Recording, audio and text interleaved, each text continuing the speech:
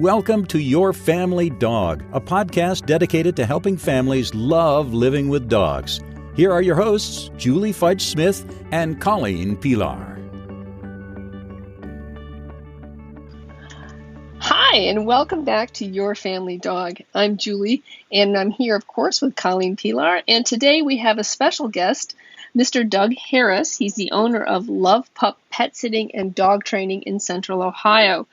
Doug has been an experienced pet sitter for 18 years. He is NAPS certified, which means that's the National Association of Professional Pet Sitters, and they have a certification program. He is also accredited by Pet Sitters International. He's an AKC CGC evaluator and an AKC Star Puppy Program person. And he has his CPDTKA, so he's more than qualified to not only train your dog, but to take care of it. And we're so happy he agreed to join us today. So, Colleen, I think you have the first question for Doug. Well, I wanted to just start, Doug, with the big question of if I need someone to take care of my pet, what should I be looking for in a pet sitter? Well, the main thing that you need to be looking for in a pet sitter is that they have qualifications. There's a lot of pet sitters that call themselves hobby pet sitters, and they mean well, but they really have no idea what it takes to take care of other people's pets properly. So what we want to look for in a professional pet sitter is one that literally has certifications. And what that means is that they've taken a course with Pet Sitters International, which we not only take care of dogs and cats and have to know how to take care of them, but we take care of all species. In other words, birds, tropical fish, saltwater fish, pocket pets, reptiles, all those things. And we have to know how to take care of all those animals.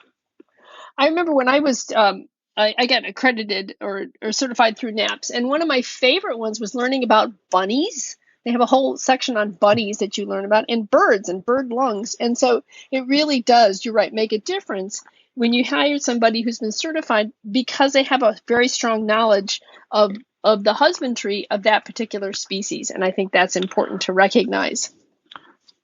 Positively.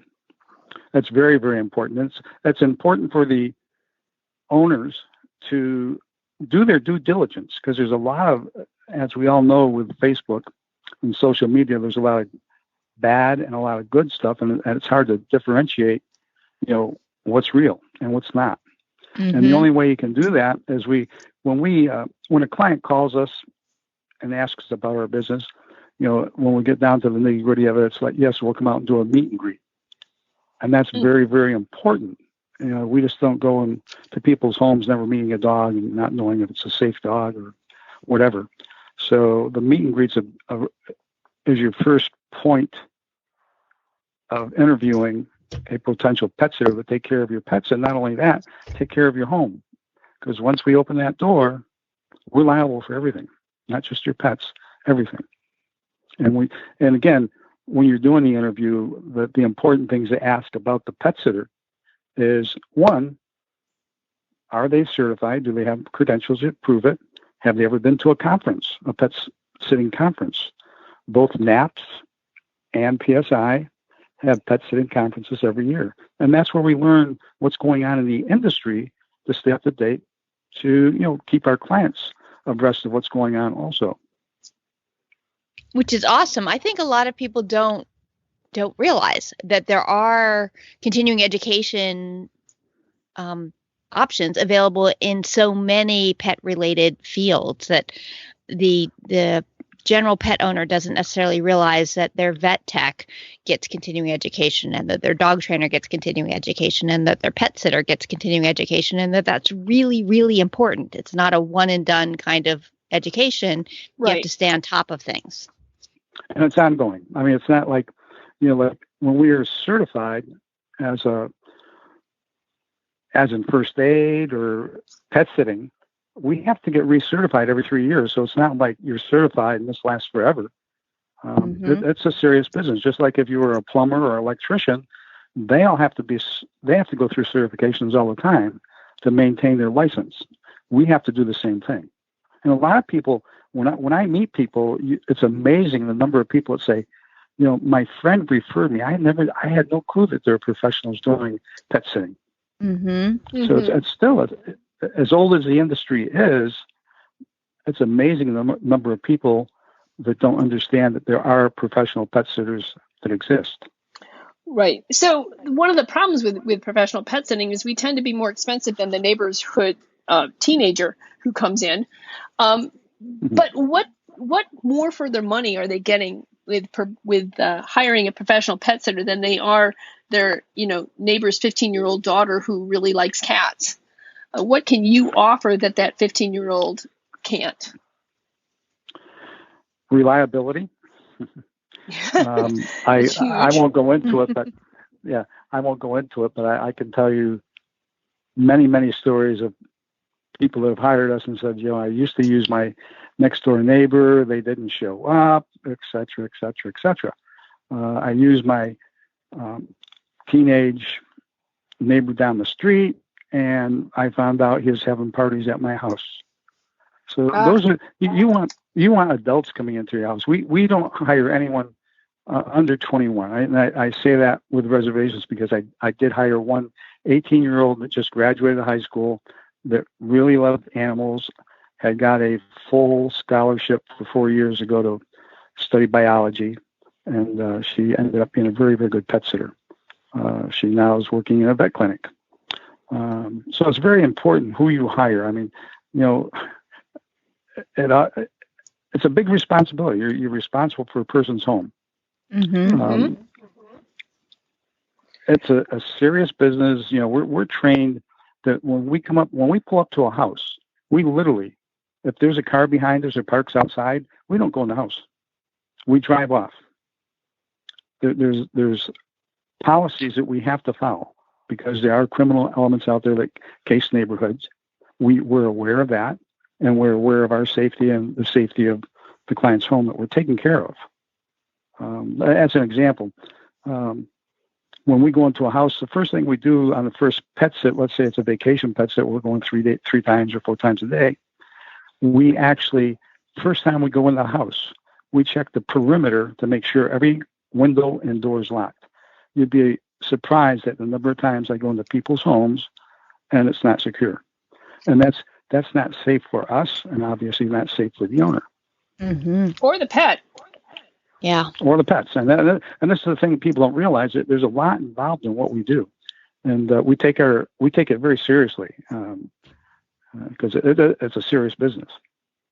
One of the things I think that's also important to remember about pet sitters is that a professional pet sitter is going to be licensed, or not licensed, but we're going to be insured, so that if something should happen, it will be covered by insurance. We're insured and bonded. Right. So, for example, and anybody that you have hired comes under your insurance policy.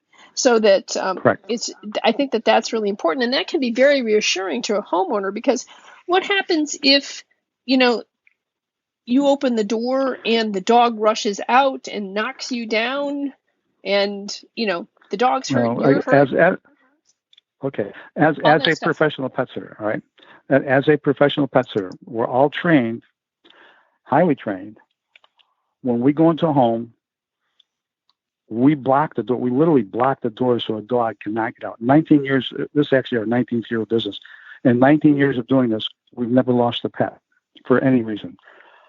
As far as the insurance is concerned, we're insured and covered so that if we stepped on a dog's paw and broke it, we would take care of that for the client, because the animal's in our care, so it's called custody and care. Same thing if we're out walking a dog. And we have had this happen where a loose dog came running and attacked the dog that we were walking. We covered terrifying everything. Even now, the client said we didn't have to, but we offered it. That it was in our care, but there was nothing we could do about it. We even carry mace with us when situations like that happen. Doesn't happen often, but it happens. It sure is scary when it does. We're covered for all that. Oh God, it is. Yeah, it really is. When you see a dog charging you, and it's just amazing. But anyhow, we're super careful when we're even walking dogs, and we explain this to people. When we're walking your dog down the street, and we see another person walking their dog or their pet towards us, we cross the street.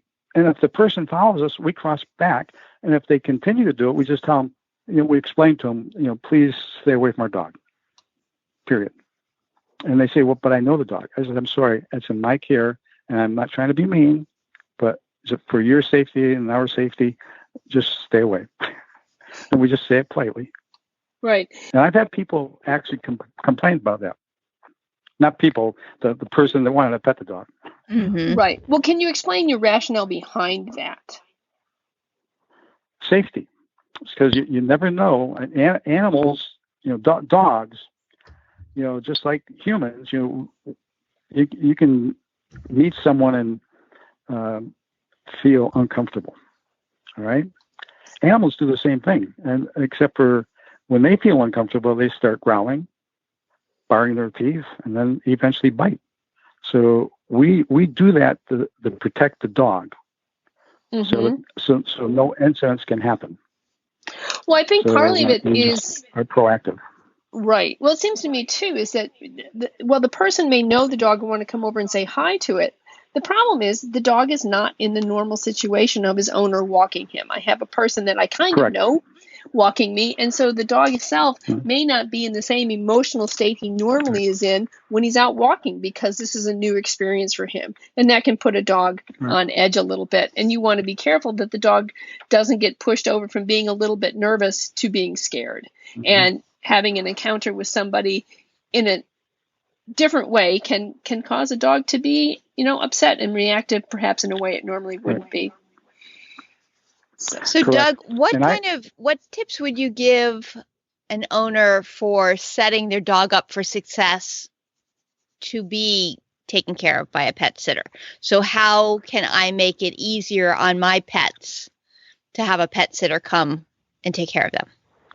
Okay. Well, the main thing is when we do the meet and greet, that's when we meet the pets and find out all of the needs. And then after that, I personally do all the interviews, so I don't take on every client that I meet, because I have met dogs that have behavior problems and they're not safe. And so we form that relationship in the very beginning. And then we get all the details about the care of the dog, the feeding, what it likes to do, play ball, not play ball, frisbee, only goes in the backyard, takes him for a walk. We get all that information up front, and that goes into our database so that when we start to pet sit, we know about the dog.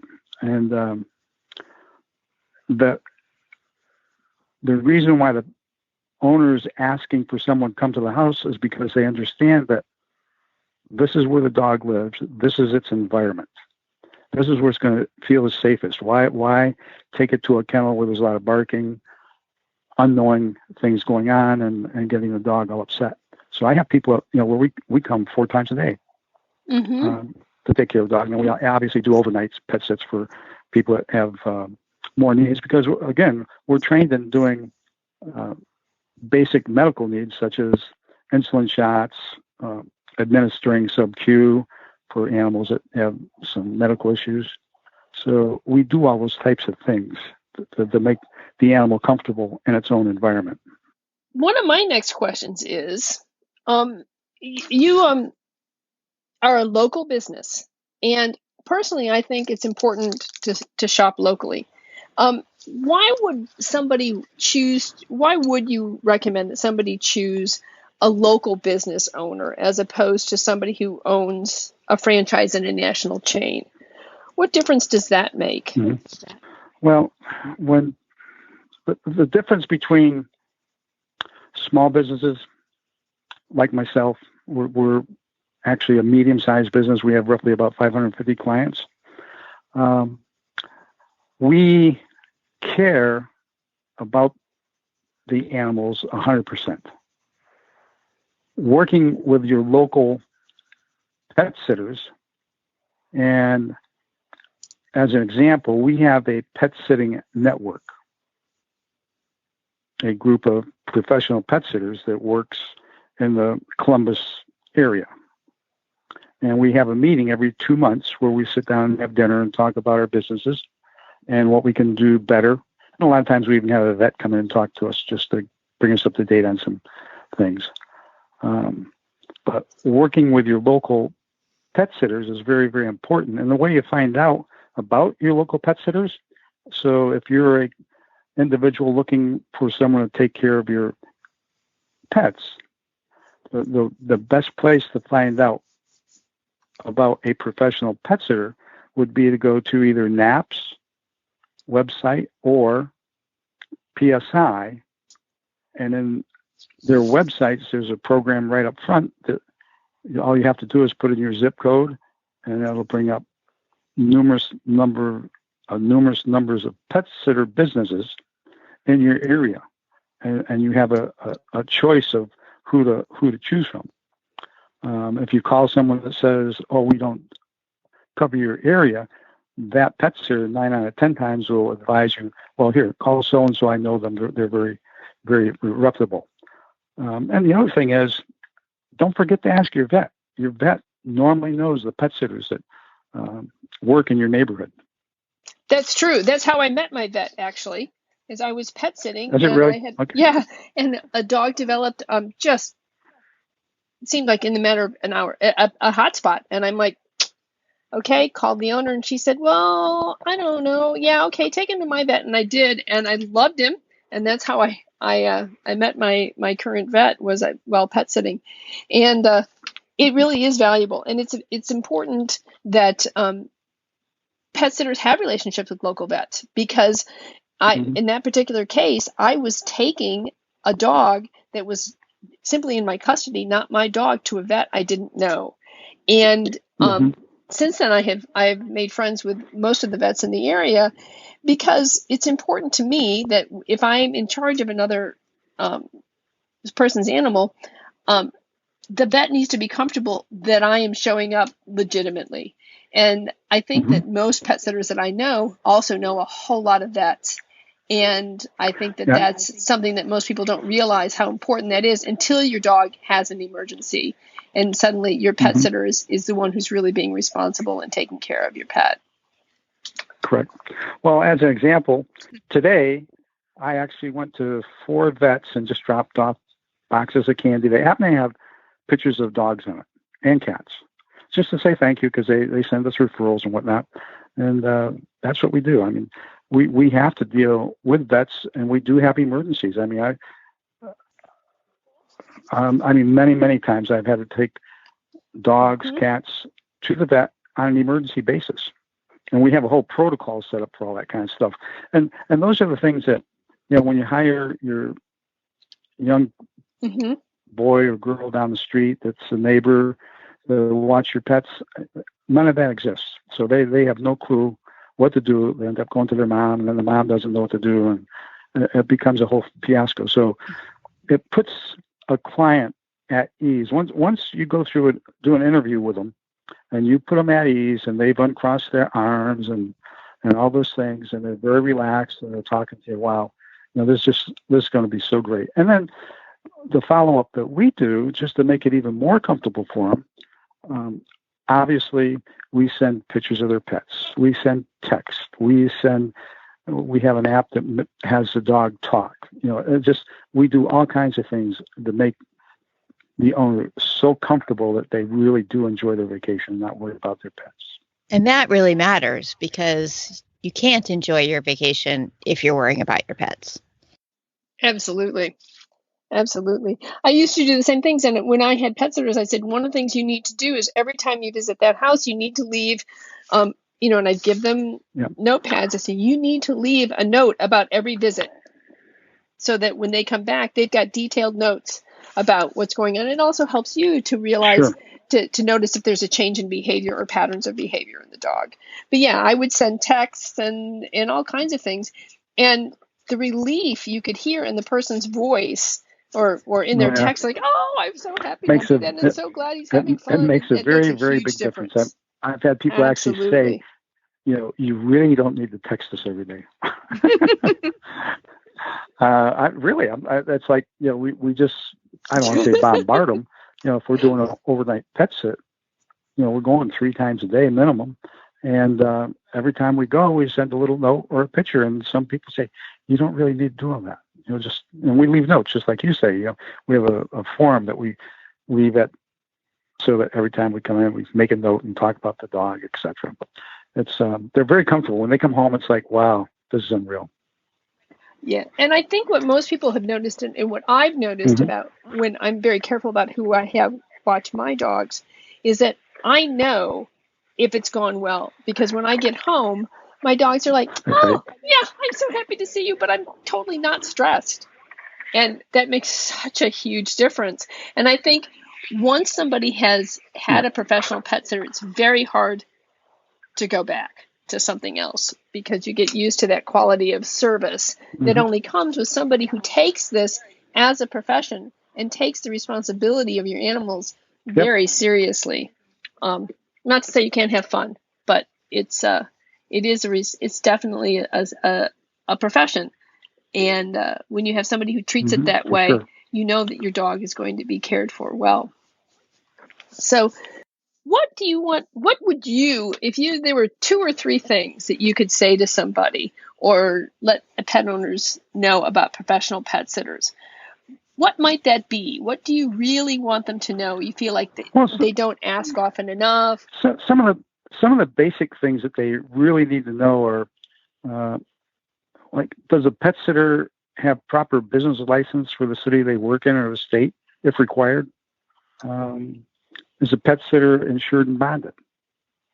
These are foundation questions that a interested party in hiring a pet sitter should know. Can the pet sitter offer, or provide proof of clear criminal background checks? Everybody that works for me has had a criminal background check. Does a pet sitter provide references from clients? Yeah, well, I can't talk today. Will a pet sitter use a pet sitting service agreement or a contract, so that you know all the rules or guidelines, and costs? Has a pet sitter completed a pet sitter certificate of professional pet sitting? What else? Is a pet sitter a member of a professional educational association such as Pet Sitters International or NAPS? Those are the key questions that a client should ask. And again, they can go to Pet Sitters International and get this information too. So there's a whole layout up there, and it's simple. When to put your zip code in, and then it brings up information. It gives you the information about things to ask a pet sitter. Well, we will definitely put on the website links to both search engines on NAPS and on PSI, and to if they have a web page, the kind of questions you should be asking, so that people can have that readily available when they go to call their pet sitter. True. So, have you found that it's been handy to be a dog trainer in addition to a pet sitter? How has that affected your pet sitting business? Well, because I'm a dog trainer and animal behavior consultant, and I study animal behavior all the time. In fact, I'm going to Clicker Expo in DC, and I happen to be there. I'm also a photographer. I'm their event photographer for the event. So I'm there to learn more about animal behavior. Yeah, are you going to be there? Yep, I'll be there. Oh, cool. Well, I'll be there. And what's important about that is, again, it's continuing education for me and training and learning about animal behavior. So that's why I say when I go into people's homes, I'm very polite about it. I'll give you a quick example. A lady called not too long ago and wanted information about pet sitting, and my wife's the one that handles all the scheduling. So I went and did this meet and greet, and she's got a great day. But before I got there, my wife had mentioned something that triggered something in my head. And she said, the dog will be in a crate when you get there. She does that with everybody that comes to the house. And that put up a red flag. So I go to the house, I she greets me at the door. I walk in and I have this giant Great Dane. It was one of the biggest Great Danes I ever saw. And I can't do anything when they're in a crate. I'm watching the dog's behavior. He's growling and baring his teeth, and he was not very comfortable. So I said, "Would you please let your dog out?" And she lets the dog out, and he comes over and he bites me. He doesn't bite me and draw blood, but he's not social at all. This dog, I haven't met a dog in a long time that was not social. And I told her right then and there, I says, "I'm sorry, I can't take care of your pet. I can help you with the behavior problem, but I can't do that before and have any of my pet sitters come here because it's unsafe." Mm-hmm. So that's from my education. I mean, we do interview people and their pets, and if their pets aren't safe, there's no way we're going to take care of them. But we advise what we can do or help them, in the future. Mm-hmm. Those are behavior problems, or we look at behavior as behavior, and a lot of times they can be resolved. So it's really, really important, and that's why we, continue to learn more and more about animals. Now, do all of your pet sitters that work for you, are they all certified as well and members of NAPS or PSI? No, they're all covered under us, but being a certified person, I train everyone under my umbrella. And if they want to take the courses, they can, but they're all trained and they all do the same thing that, I've trained them to do. They're very, and periodically I even check up on them. I'll go on pet sits with them and see how things are going. But they're all, the owners of the pets love everyone that works for us that takes care of their pets. And then, the other thing we do for our clients is, being in business as long as we have a fair amount of turnover of animals, just from Mm-hmm. pets passing away and people moving and so on and so forth. Unfortunately, when a pet passes away, what we do for that pet, we actually send $25 to OSU. They have a special fund over there. And what OSU does in the vet clinic is they send out a letter stating that we donated $25 in the pet's name to this research fund. Mm-hmm. And they send that to a client. And it's just a small way of thanking them and unfortunately losing their pet also. But we do things like that because we're serious about what we do. So, it's important that we let people know it's not just about making money. We like to give back. Right. And the experience of serving that pet meant something to you, and the loss of the pet is a tragedy, but something good can come from it with this donation toward the research fund. Can at least help people feel a little bit better about the experience of having had a pet sitter and knowing that they had qualified professional people caring for their pet when they were unable to. Mm-hmm. Oh, that's great. Okay, so thank you, Doug, so much for being with us on Your Family Dog. We will make sure that those links to search engines so you can find a NAPS certified or a PSI accredited pet sitter in your area are on the website. We'll also list some of the questions that you should be thinking about when you are looking for a pet sitter. Are they, are they licensed? Are they insured? Do they offer a clear proof that they do not have a criminal record? Always a bonus for somebody you're going to take care of your house. Mm-hmm. Do they have references? Do they have a service or contract agreement, which I think is incredibly important because that clearly states what they're responsible for, what you're responsible for. So there's no questions about what's going to happen. So, and are they a member of a professional organization, which I think shows a certain level of seriousness. If you're going to pay the dues and go to the conventions, then you're going to take the business seriously. Mm-hmm. So, because it's not just a hobby. No, it's not. Yeah, it's not a hobby.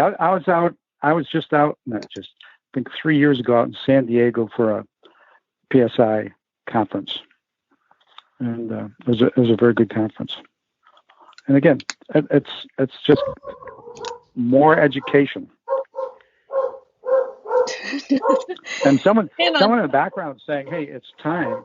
Yeah, Yes. apparently someone is breaking in my house or something, because I don't know what that's all about. Sorry. That's all right. All right. If we didn't have those kinds of things happen, people wouldn't take us seriously as dog trainers and pet sitters if we didn't That's have right. dogs in our own lives. So, well, thanks again, Doug. Hey, thanks. Thanks for listening to Your Family Dog. Got questions? Interesting ideas? Colleen and Julie would love to hear them. Call 614-349-1661 or visit www.yourfamilydogpodcast.com to share your thoughts.